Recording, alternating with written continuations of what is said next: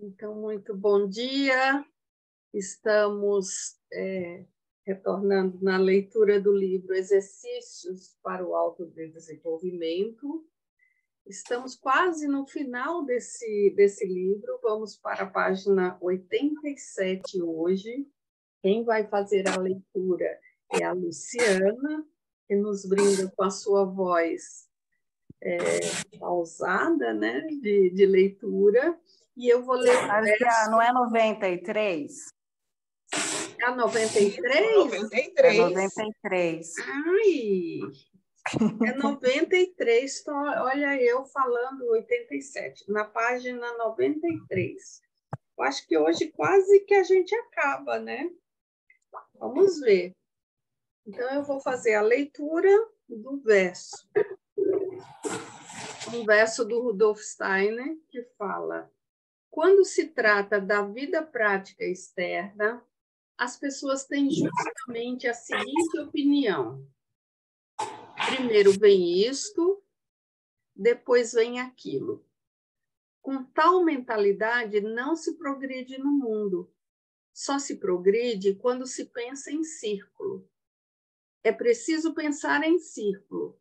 É preciso pensar, quando se olha para as circunstâncias externas, que elas são feitas pelas pessoas, mas também fazem as pessoas.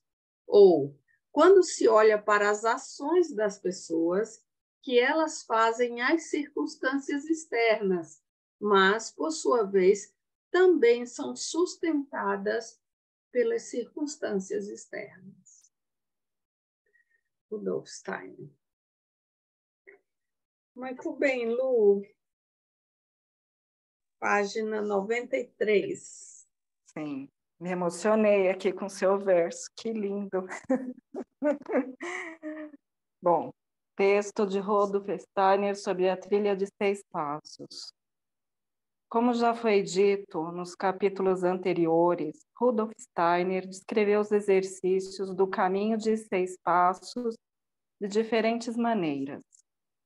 Existem 4 textos escritos, apesar de uma série de passagens em conferências onde os exercícios são mencionados. O primeiro texto é encontrado em O Caminho dos Mundos Superiores, entre parênteses, GA10. O segundo, de uma forma um pouco modificada, em Tufende Horen Erkemetn. Boa essa pronúncia, hein, gente? Entre parênteses, G12. Ambos os livros são baseados nos artigos da revista Lucifer Gnosis, principalmente nos anos 1904 e 1905. Essa revista, ela foi a primeira e única, né, que teve revista antroposófica, e o Steiner manteve ela por anos escrevendo textos, né, mas para ele, e que depois esses textos foram virando os livros, né, Ciência Oculta, o Conhecimento dos Mundos Superiores. E ainda entre 1903 e 1908 foi o tempo que teve. Tem muitos artigos nessa revista, muitos deles ainda permanecem em inglês, não estão publicados. E são artigos básicos sobre antroposofia que eles escreveram. Pode continuar, Lu. Para os alunos da primeira escola esotérica até a Primeira Guerra Mundial, Rudolf Steiner escreveu os exercícios seguintes, outubro de 1905, e adicionava indicações direcionadas ao corpo físico. Essas indicações, evidentemente, eram só para esse pequeno grupo de pessoas, pois não são tratadas em nenhum outro momento da trilha de 6 passos. O texto é publicado Tá bom, Não a sei nem gente lê. pronunciar isso aqui. A gente consegue. Muito obrigado para acordar o cérebro de todos. Finalmente, os exercícios foram tratados amplamente em 1909 em A Ciência Oculta. Esta descrição deveria ser vista como uma versão final. Seguem abaixo o primeiro texto escrito, que aqui foi comentado e tem um espaço específico, e o último texto, de O Conhecimento dos Mundos Superiores. De forma semelhante à de 16 pétalas, aí tem uma nota que é a seguinte: o perito reconhecerá nas condições para o desenvolvimento da flor de lótus de 16 pétalas as indicações que Buda deu a seus discípulos para a senda. Ora, aqui não se trata de ensinar budismo, mas de descrever condições evolutivas provenientes da própria ciência espiritual. O fato de coincidirem com certas doutrinas do Buda não pode impedir de as considerarmos verdadeiras em si. Então, voltando. De forma semelhante à de 16 pétalas, se estruturará também a flor de lótus de 12 pétalas na proximidade do coração. Também, dela, a metade das pétalas já existia no estado evolutivo passado do ser humano e estava em atividade. Essas 6 pétalas, portanto, não precisam ser especialmente formadas na disciplina do oculto. Elas surgirão por si e começarão a girar ao se trabalhar nas outras 6. Novamente, o indivíduo terá, a fim de favorecer esse desenvolvimento, de dar a certas atividades anímicas uma determinada direção de maneira consciente. É preciso ter em mente que as percepções de cada sentido espiritual ou anímico possuem caráter diferente. A flor de lótus, com 12 pétalas, transmite uma percepção diferente da de 16 pétalas. Esta última percebe figuras, a espécie de pensamentos que uma alma nutre, as leis por meio das quais se processa um fenômeno da natureza. Apresentar-se-ão em figuras a flor de lótus de 16 pétalas. Mas não são figuras rígidas, imóveis, e sim formas móveis, cheias de vida. O clarividente, no qual esse sentido se desenvolveu, é capaz de indicar, para cada modo de pensar, cada lei da natureza, uma forma em que se exprime. Um pensamento de rancor, por exemplo, revestir-se-á com uma figura pontiaguda, semelhante à flecha. Um pensamento benévolo, muitas vezes, terá a figura de uma flor desabrochando, e assim por diante. Pensamentos precisos, significantes, possuem contornos regulares, simétricos.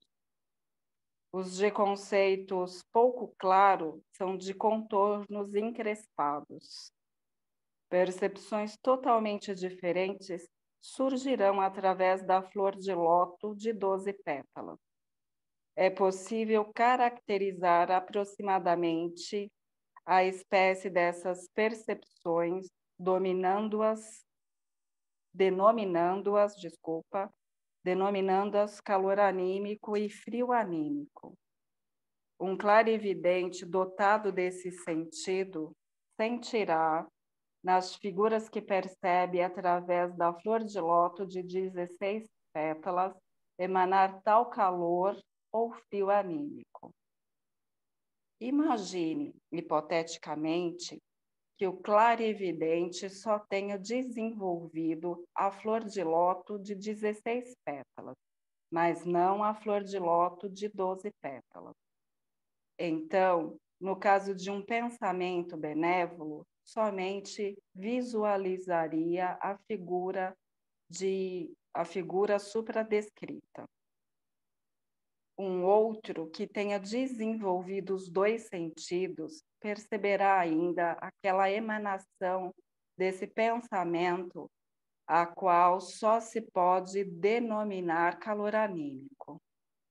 Diga-se de passagem que na disciplina do oculto, jamais um sentido é desenvolvido sem o outro, de forma que o acima mencionado só deverá ser considerado como hipótese para esclarecimento. Ao clarividente também se discerra, através da formação da flor de lótus de 12 pétalas, uma profunda compreensão para com os fenômenos da natureza. Tudo que está baseado num crescer e desenvolver emana calor anímico. O que é conceituado em definhar, destruir e declinar surge com o caráter do frio anímico. O desenvolvimento desse sentido será favorecido da seguinte forma. A primeira coisa que o discípulo terá de observar com relação a isso é a submissão às regras do curso de seus pensamentos, o assim chamado controle de pensamentos. Assim como a flor de lótus de 16 pétalas é desenvolvida por meio de verdadeiros e significantes pensamentos. A de 12 pétalas é por meio do domínio do curso do pensamento. Pensamentos não conectados, não ajuntados de maneira coerentes e lógica, mas puramente ao acaso, deterioram a forma dessa flor de lótus. Quanto mais um pensamento resultar do outro, quanto mais for evitado tudo que seja ilógico, tanto mais esse órgão sensorial receberá a forma que lhe corresponde. Se o discípulo ouvir pensamentos ilógicos, deverá imediatamente fazer a forma correta percorrer-lhe a cabeça. Não deverá retirar-se insensivelmente de um meio ambiente porventura ilógico, visando favorecer sua evolução. Também não deverá sentir o ímpeto de corrigir imediatamente tudo que seja ilógico em seu meio ambiente. Irá muito mais no silêncio do seu íntimo levar a um sentido lógico e coerente os pensamentos que sobre ele se precipitam vindos de fora, e se esforçará por manter esse sentido em todos os seus próprios pensamentos. O segundo ponto, consistente em levar idêntica lógica às suas ações, é o controle das ações, toda instabilidade e desarmonia no agir levarão a flor de lótus em questão a deteriorar-se. Se o discípulo fez algo, terá então de orientar sua ação subsequente de acordo para que esta siga a primeira de maneira lógica.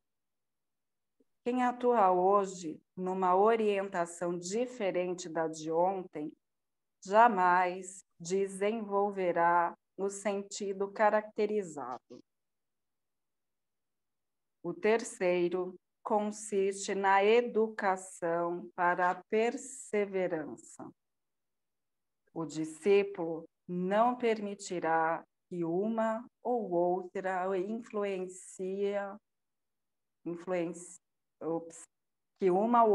influência o desvie de um objetivo que colocou para si, enquanto considerar esse objetivo correto.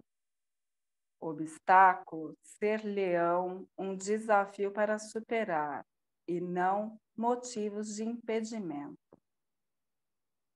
O quarto consiste na tolerância perante homens, outros seres e também fatos. O discípulo deverá reprimir toda a crítica supérflua frente à imperfeição, maldade e ruindade, e deverá muito mais tentar compreender tudo o que lhe cerca. Assim como o sol não nega sua luz ao ruim e ao mal, tampouco ele lhes negará seu compreensivo interesse.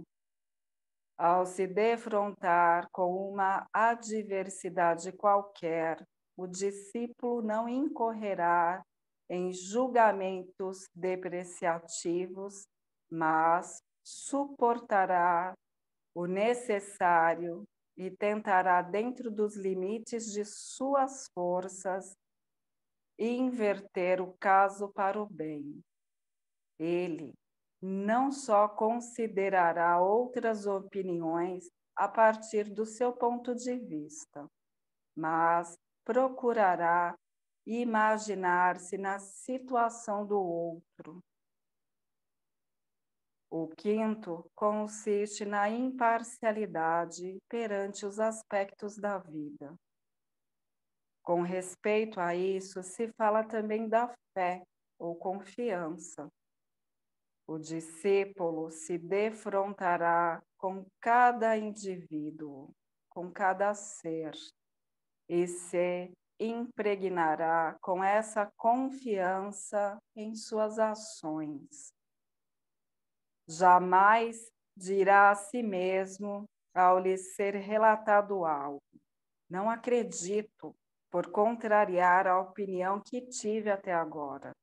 Ele deverá, ao invés, a cada momento, estar pronto a submeter sua opinião e seu parecer a um novo exame e retificá-la.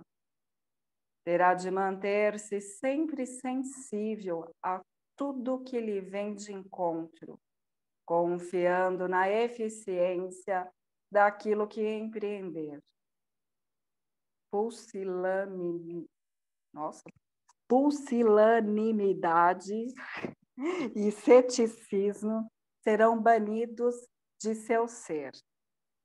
Se tiver um desígnio, ele também terá fé na força desse desígnio. Centenas de insucessos não lhe podem tirar essa fé. Trata-se daquela fé capaz de mover montanhas.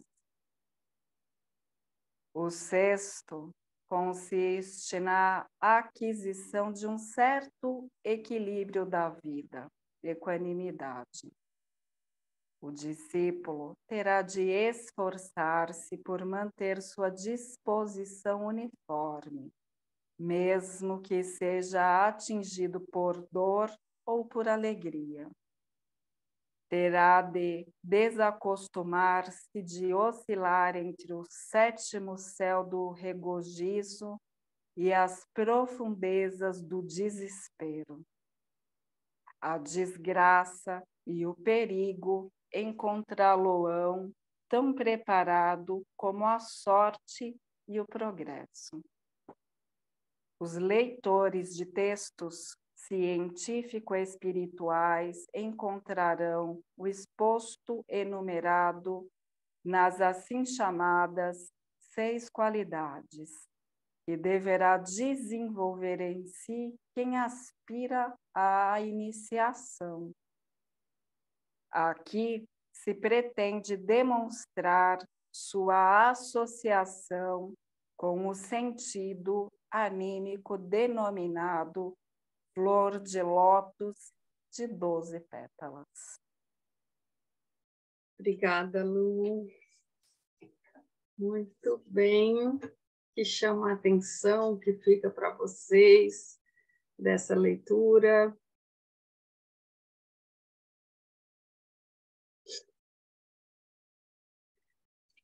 A palavra pusilanimidade é até difícil de falar, né? Tem a ver com fraqueza moral, com covardia, com fraco, com uma pessoa fraca, isso quando se fala de atitudes, né?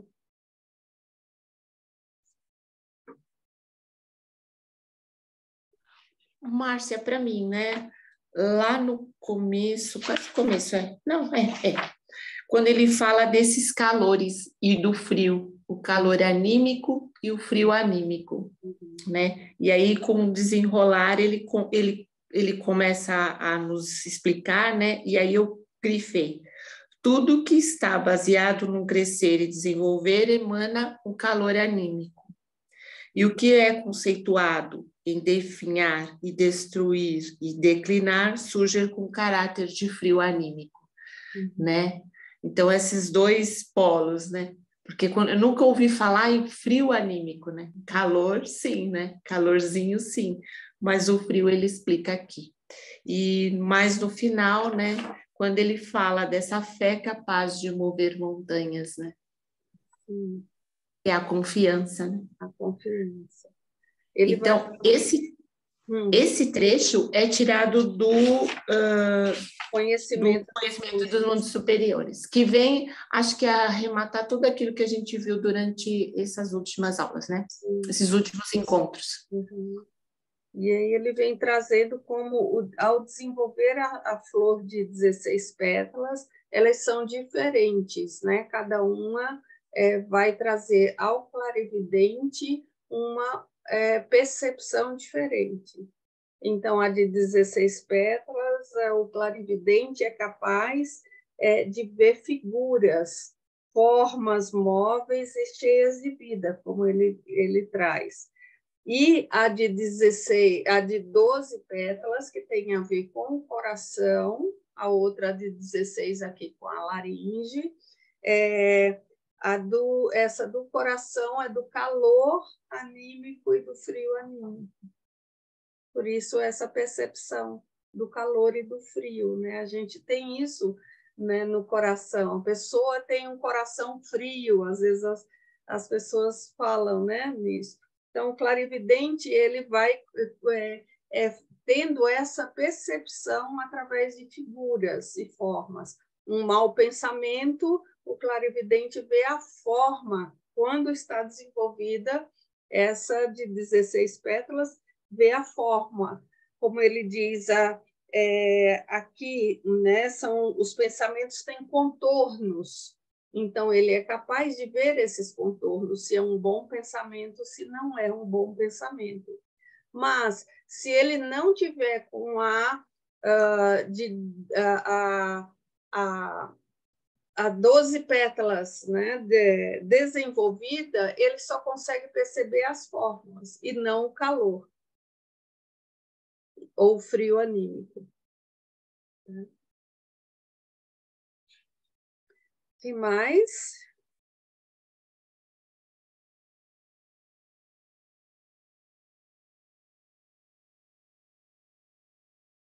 Que grupo silencioso hoje. Esse grupo não é assim.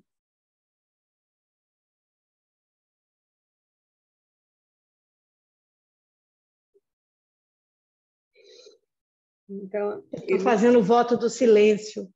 Então, né?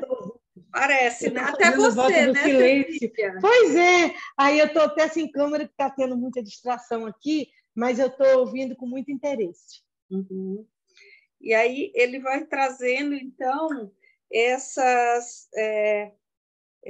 ela é desenvolvida, então, como é que é desenvolvida essa flor, né, de 16 pétalas? é desenvolvida através da verdade e de pensamentos que tenham significado. E a de 12 pétalas por meio desse domínio dos pensamentos. Aí ele começa a fazer um paralelo, né? Entre um jeito da 16 pétalas e da de 12 pétalas. Então, todas têm que ter se submeter a essas regras, né, desse pensamento, e aí ele volta novamente para aqueles mesmos exercícios, né, e como é que cada uma desenvolve. São diferentes a forma como cada uma desenvolve a partir daqueles mesmos exercícios. Márcia, foi eu falar. Márcia, a cada um nos é dado uma flor de lótus ou a gente Todos desenvolve? nós já temos essas flores, só que metade delas estão dentro de nós, a outra metade a metade dela já nos é dado, né? Digamos assim, e a outra metade precisa ser desenvolvida. Quando a gente começa a desenvolver,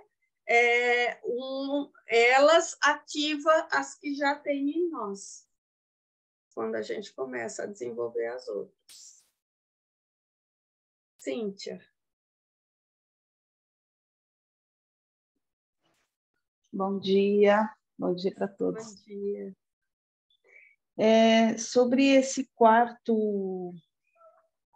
o quarto passo, né, que ele fala, que eu cheguei na metade hoje. No quarto ponto, quando ele fala, né, que a gente tem que suportar quando a gente tem uma adversidade e a gente suportar o quanto for, né, e tentar dentro do limite das forças inverter. Como que seria isso na prática, assim? Uma pessoa faz uma ação entra o exercício da positividade. Lembra lá que diante de uma adversidade eu tenho que procurar o bem, o positivo. Ele está aqui repetindo o que pode acontecer com os exercícios. Ó. Então, nessa adversidade, eu tenho que suportar e tentar ver o bem. Se algo veio ao meu encontro que naquele momento se constitui um mal, eu preciso olhar algo de bom, olhar o bem que aquilo pode trazer. Às vezes é difícil a gente estar imerso numa situação e enxergar o bem. Às vezes a gente só consegue enxergar quando a gente se descola um pouco, né, da situação. Quando passa um certo tempo, falo quando passa a tempestade, que o céu volta a ficar claro e brilhar, a gente consegue olhar muitas vezes o bem. Então, ter esse esforço. E aí ele diz, não incorrer em julgamentos depreciativos, e aí já reclamar, lamentar. Não tem pessoas que fazem isso o tempo inteiro, numa lamentação constante? E aí, nessa lamentação, ela não consegue desenvolver em si essas forças para ver o bem, porque eu só olho o negativo, eu só olho o mal. Então, para desenvolver essa tolerância, e dentro dessas duas pétalas, a gente tem que estar olhando isso. Aí volta para os exercícios, sempre ele está voltando. Em cada capítulo, ele traz uma qualidade, uma coisa que a gente pode ver. Você veja aqui, ó, quando ele fala na página 68, sobre a positividade, tomar uma experiência inicialmente vivenciada como negativa e visualizá-la como desafio para criar uma nova relação com o mundo. Ó, então, a partir da própria iniciativa, procura-se criar algo daquele obstáculo. Esse é o exercício do positivo. E aí é o que ele diz, trata aqui. Com isso, ele vai falando das qualidades que a gente vai adquirindo, nessas 6 qualidades que a gente vai adquirindo a cada exercício. E nesse quarto, com o exercício da positividade, a gente adquire à tolerância, frente às questões da vida, frente ao que a vida traz para cada um, de desafio, de obstáculo, ao desenvolver essa aqui. A qualidade da imparcialidade, ó, quando vocês lembram qual era o exercício da imparcialidade? Talvez a gente possa lembrar um pouco, ó, porque quando ele começa a falar aqui do primeiro, né, do pensamento, vocês lembram como que era o pensamento, o exercício do pensamento? Tentar manter o pensamento, pegar um objeto simples, né, e Sim. pensar tudo sobre ele durante um certo tempo, período curto. Então, manter um pensamento fixo, não fugir dele, né? Esse era o desafio. Então, quando faz isso, eu não posso manter essa lógica. E aí, no dia a dia, como é que eu vou trazendo esses pensamentos de forma lógica ou ilógica? Como que a gente faz isso no dia a dia? Quem tem um exemplo para dar sobre isso? Por exemplo, olha, quanto mais um pensamento resultar do outro, quanto mais for evitado tudo que seja lógico, tanto mais esse órgão receberá a forma que ele corresponde. Muitas vezes a gente não pega um pensamento e a gente vai desenvolvendo ele, um vai puxando o outro, um vai puxando o outro, um vai puxando o outro, e aí, de repente, ele perde um encadeamento, não é assim? A gente pode olhar para a prática nossa quando olha isso. Quando é que eu desenvolvo pensamentos ilógicos? Quando é que eu vou me deixando dominar pelos pensamentos? Márcia, eu acho que isso, não sei se cabe, né? Mas assim, pode se aplicar um pouco sobre quando a gente ouve uma notícia de alguém, um fato, a fofoca, né? Uhum. Quando alguém fala assim, fulano caiu na escada do prédio. E aí, em vez da gente pensar, fulano caiu da escada, imaginar o fato, a gente já fica, nossa, ele estava correndo. Outro dia eu vi, né? Será que tem isso a ver com o que você está falando? Do tipo, a gente vai supondo coisas e vai imaginando e o negócio vai... Aí você está conversando com a pessoa e já nem está mais falando daquele fato que aconteceu, está falando no problema que essa pessoa, porque ela é assim mesmo, enfim, né? Seria isso, Sim. Esse e ele ilógico. Se você tem alguma semelhança isso aqui quando vocês estão lendo com aqueles exercícios da semana, vocês observaram? Sim. Vamos olhar isso. Emília.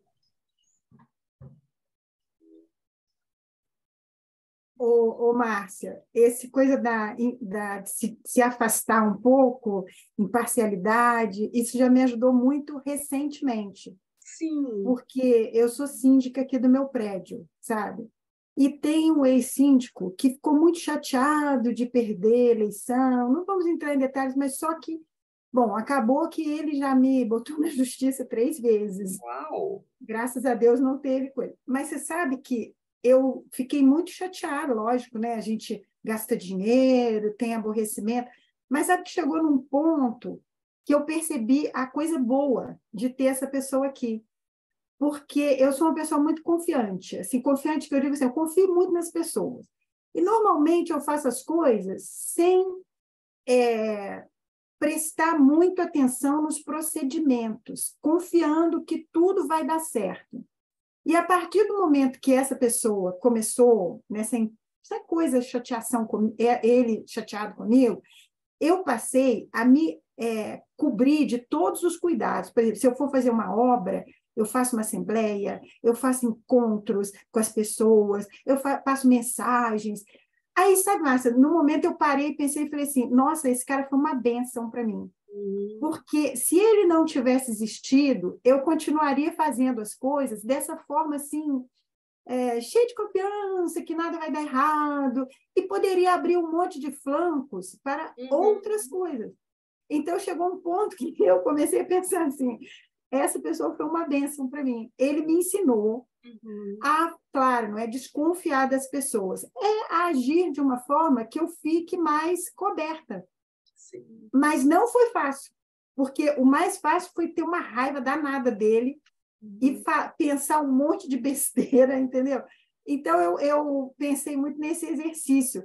Falei assim, como que é bom quando chega uma hora que você se afasta um pouco e pensa assim, mas o que veio de bom disso? O que veio de bom é que eu me tornei uma pessoa mais cautelosa, sabe? Eu acho que pode ser um exemplo disso que a gente está falando. Um bom exemplo, Emília, que assim o que vem ao seu encontro, né? Que é essa situação, e quando você diz no primeiro momento a reação é raiva. É raiva. No primeiro momento é por que ele está aparecendo nisso aqui, né? Então aí eu acho que entra esses dois, o da positividade, né? Nesse exercício que você trouxe, encontrar algo positivo nessa atitude que ele trouxe.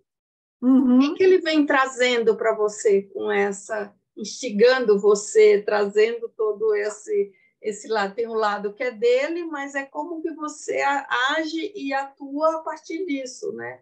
Do que vem ao seu encontro. Ele não vai mudar em nada, né? Ele não pode não ter havido nenhuma mudança da parte dele, mas ele promoveu uma mudança na sua atitude, na sua conduta. Exatamente, entendeu? Porque eu percebi coisas que eu agi de uma forma completamente desarmada e que ele usou aquilo na justiça contra mim. Claro, ele não conseguiu nada, mas aí eu pensei assim, nossa, eu nem deveria ter feito isso, tipo assim, responder e-mail, sabe? Aí perguntando coisas e eu respondendo, dando explicações assim bem pormenorizadas. Hoje eu já aprendi, eu não faço mais isso. Se vem com aqueles e-mails enormes e coisa, eu falo assim, ok, bom. Sabe? Quando a gente fala da raiva, isso traz calor ou frio? A raiva? Muito calor. Não, eu digo assim, mas se a gente falar do calor anímico, daquilo que traz quentinho para o coração, como diz o não é bom, não é bom. Ele traz mais frio, ele esfria, né? Esse lugar. Então, até porque, Márcia, eu acredito muito que a raiva, normalmente, é para disfarçar o medo. Aí, quando você fica com raiva, porque é muito mais fácil você ficar com raiva que dizer que está com medo. Sim. Aí, quando você está com raiva, eu, pelo menos, faço isso. Eu falo assim, eu estou com raiva por quê? O que eu tenho medo que eu estou precisando disfarçar com raiva? Sim. Aí, fica mais claro, né? Muito bom, Emília. Muito bom, obrigada. Posso falar? Cida, sim.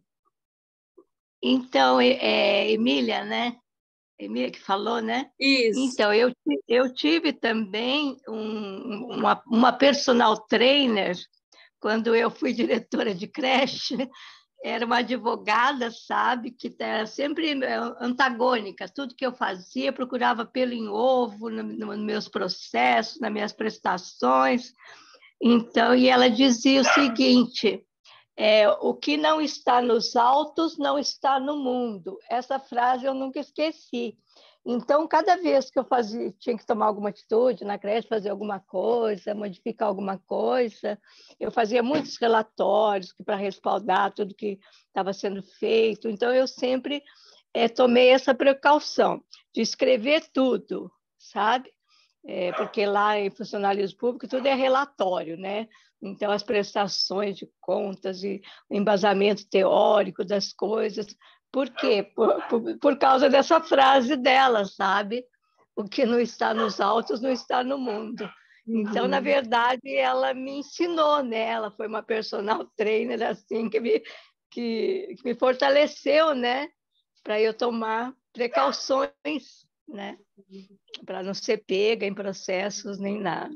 E aí a gente vai olhando que, assim, todos nós, se cada um olhar, de ter uma pessoa que quase que casca grossa na nossa vida, que cada um de nós tem alguma experiência para contar sobre isso, né? Mas e que mudança promoveu em cada um a vinda dessa pessoa? A serviço de que ela estava, né?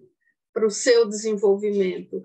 Muitas vezes a gente não tem consciência, e o grande desafio é a gente ter consciência desses exercícios, porque a gente pode até ter agido como você, Emília, agora já com a consciência dos exercícios, falando assim, aqui foi a positividade, a imparcialidade, né? Desse afastamento para desenvolver essa confiança de que se veio, né, tá ali olhando, eu digo sim a isso que veio, o que eu vou fazer com isso, né? Então, eu percebo que quanto mais a gente tem consciência disso, mais a gente consegue atuar na vida de forma mais equilibrada, né? Se não tem, a gente facilmente é tomado por pensamentos ilógicos, ações impetuosas, sem essa reflexão, é dominado por sentimentos, ou seja, eu também fico cheia de raiva, de rancores, dominado pelos sentimentos. E o que ele está trazendo é como é que a gente vai desenvolvendo isso, e ele traz aqui, ó, na disciplina do oculto, jamais um sentido é desenvolvido sem o outro. Então, você vai desenvolvendo um e o outro, né, vai sendo acompanhado. Como eu li aquela frase no início, em círculo, né? Um vai trazendo o sentido para o outro, um vai desenvolvendo, vai chamando, quase que chamando, né, o outro para esse desenvolvimento. Que mais? Quem mais teve um ponto de atenção ou algo que tocou nesses? Eu não vou, já são 9h23, então a página 100, que a gente iria entrar ciência oculta, a gente já lê no próximo sábado. Quem mais tem algum ponto, alguma experiência, alguma vivência para trazer a partir disso? Desses exercícios.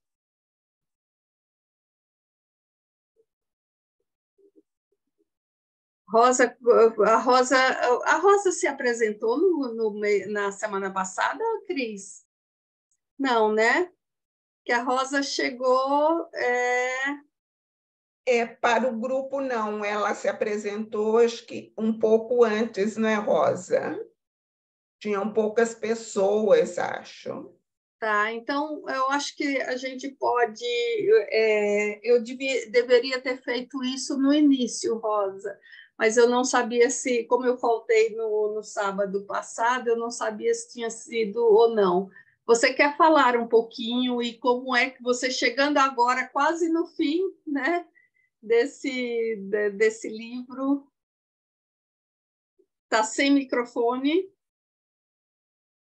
Você consegue tirar o microfone ou falar um pouquinho para o grupo, se apresentar? Não sei. Não.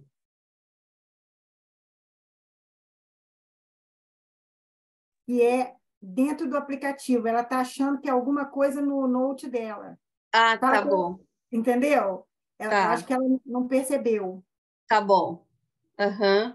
Ok. Então, no próximo sábado, a gente abre um espaço antes de começar o grupo, porque a Rosa entrou, né, nesse... eu divulguei esse Consegui. Ela conseguiu. Ah, tá bom, ótimo, Rosa. Que bom. Às vezes, é que nem carro automático, você vai pegar um manual, você não consegue. No sábado passado, eu expliquei que você que me convidou, Márcia, e que eu não tenho o livro, mas que eu estou aqui como ouvinte. Tanto que o que mais me chamou a atenção nesse texto de hoje foi clarividência. Mas eu acho super interessante esses exercícios, eu sou super observadora e fico tentando unir tudo, né, que a gente conhece e tal, com o que Steiner escreveu. Eu acho que esses livros do Steiner, eu acho interessante essa observação que você disse no início, que ele ia escrevendo para ele, né, como tantas pessoas que adorariam ter pseudônimos, né? Eu adoraria ter um pseudônimo, escrever sem ter que personalizar, sabe? Escrever, que é o que eu mais sei fazer, e deixar guardado para mim é o que normalmente eu faço. Então, eu não tenho o hábito de ler livros junto com outras pessoas assim, o que faz dessa experiência única para mim, que eu acho que é isso que eu busco, né? São essas experiências humanas assim fortes, e sempre levo muito delas, né? Você vê que sempre vi tantos livros do Steiner está na minha vida, médico antroposófico, vida antroposófica, tudo antroposófico, né, por escolhas. E aí, de repente, uma frase que eu nunca tinha escutado. Eu não sabia que ele era tipo como Fernando Pessoa, que tinha pseudônimos ou que guardava os textos e que eles vieram à tona depois. Isso, para mim, foi uma revelação hoje, quase que tem a ver com o exercício que foi citado hoje. Não tem muito do exercício nessa descoberta, por causa de uma frase que alguém sabia e compartilhou. Então, eu agradeço estar aqui, é muito interessante, e estou tentando entender um pouco mais, porque, como eu disse, não tenho essa experiência online de ler livros. Tem sido que é necessário mais foco, né? Abre mais pétalas também, né? Eu acho que vai abrindo mais pétalas também. Tem sido muito rico, né? Essas experiências em grupo, o grupo pode estar comentando e falando. A gente já é o 4º livro, Cris, que a gente lê. Eu nem lembro quantos que a gente, do sábado, já começou a ler. Leu vários livros. Acho que 4 ou 5, sim. 4 ou 5 livros. E aí, a característica desse grupo do sábado é ler, fazer leituras de coisas práticas do que o Steiner traz. Então, a leitura anterior, que estão todas gravadas, é O Amor e Seu Significado no Mundo, Nervosismo e Autoajuda.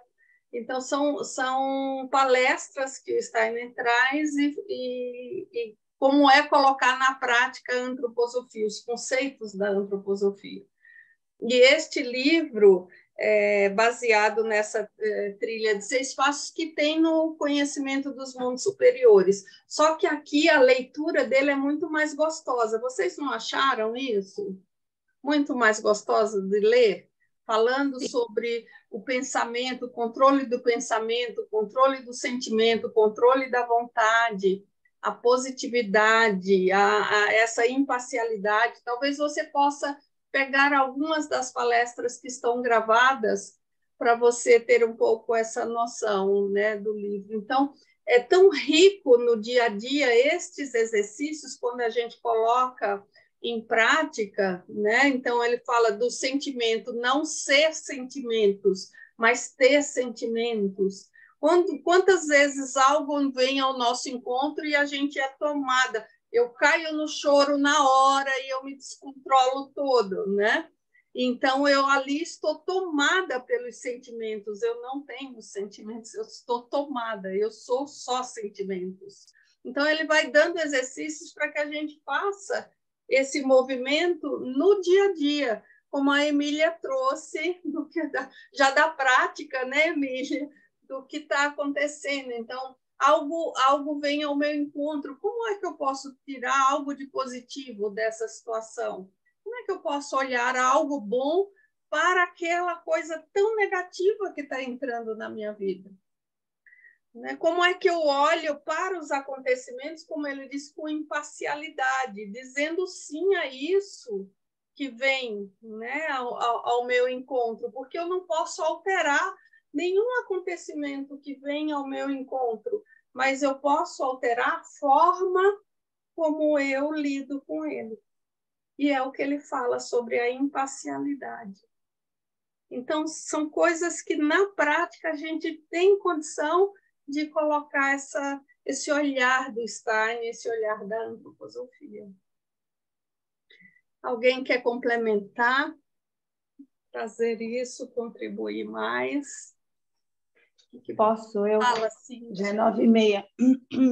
Isso. Mas quanto a isso que você acabou de falar, eu pensei numa coisa assim, que acho que a vida, quando ela traz algo, uma diversidade, né, que a gente pode pensar é assim, o que isso é um chamado, que isso não, é um chamado para eu me desenvolver naquele ponto que aparentemente parece uma fraqueza, ou seja, de repente se acontecesse com outra pessoa, não iria acontecer porque ela já tem certa qualidade desenvolvida. Uhum. E a vida está me trazendo isso porque eu tenho um potencial para desenvolver. Então, se você não vai por bem, a vida vem e traz, né? E aí, não sei, eu sei que é difícil, mas de repente pegar esse gancho, né? E falar, puxa, então tá, vamos lá, né? Tentar descobrir, acho que é isso, né? A positividade. O que eu posso fazer? Porque é possível, né? Tudo é possível. Tudo é possível, exato. Muito bem, gente, já passamos do nosso horário, são 9h33. Eu vou finalizar novamente com um verso, tá? Foi lido. Quando se trata da vida prática externa, as pessoas têm justamente a seguinte opinião: primeiro vem isto, depois vem aquilo. Com tal mentalidade, não se progride no mundo, só se progride quando se pensa em círculo. É preciso pensar em círculo, é preciso pensar quando se olha para as circunstâncias externas, que elas são feitas pelas pessoas, mas também fazem as pessoas. Ou quando se olha para as ações das pessoas, que elas fazem as circunstâncias externas, mas, por sua vez, também são sustentadas pelas circunstâncias externas. Esse é o círculo.